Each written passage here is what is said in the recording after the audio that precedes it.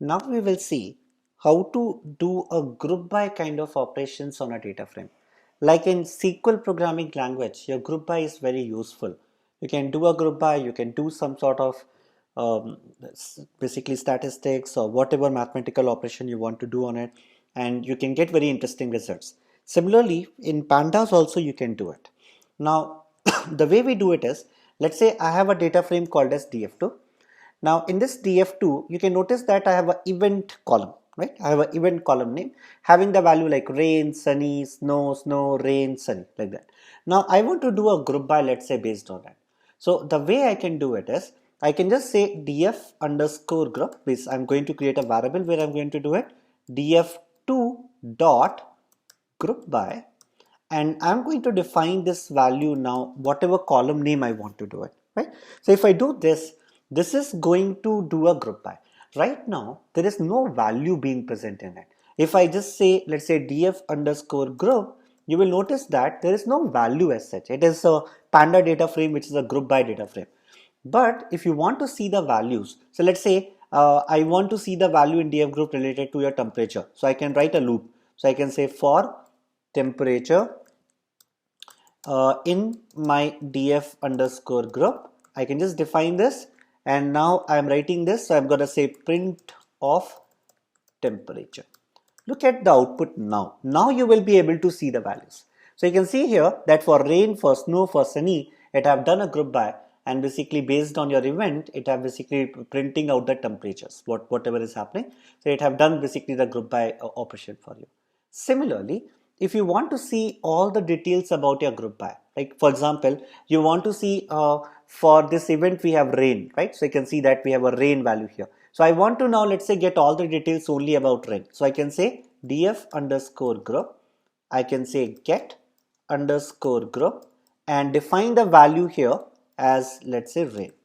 So this is going to now return me the value with respect to rain for this particular group by statement. Similarly, you can also do a describe statement. Means you can see all the statistics terms based on it. For example, if I say df underscore group dot describe, and you will notice that it is going to return you all the statistics related to rain, to snow, for sunny. I can see count, mean, standard deviation for temperature, for wind speed, and this is quite interesting, right? So you can do a group by and kind of play with all these values so easily. One more interesting thing which you can do. Let's say you want to apply some sort of functions to your particular data frame.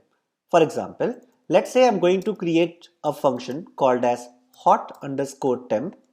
I'm passing a value x to it, and what this function is going to do, it will return me the value if my temperature is greater than 30. That means if the temperature is kind of greater than 30, we can say that it's a hot temperature outside. So I'm going to just create this function. Okay, now what I want to do, I want to create a new column. So I will show you that how to create that. It's very simple. So you can just say df2 and give the new column name, let's say hot underscore temp. That's it. So once you define this, now what you can do, you can say df2, let's say you want to perform on temperature, but on this temperature column, you want to now run this function called as head hot underscore temp, which you have just created. Okay, that means in the hot underscore temp, I want to get the values like if it is hotter, means if the temperature is greater than 30, then return true, otherwise bring the value false. That is what you want to do. So how to run this function on this particular temperature column? So I can say dot apply. This apply function will help me to do that. So now from here we can just pass hot underscore temp function name, and now you will notice that if I say df2, it is going to return me even a new column having the value true false accordingly. So this is also one interesting thing what you can do. Now, is it mandatory that I need to create a separate function? No. Remember in Python we have a lambda function which can help us to do that. So let's see how to exactly achieve the same thing with the help of lambda function. So we will say df2, we are, let's say, adding a new column hot underscore temp.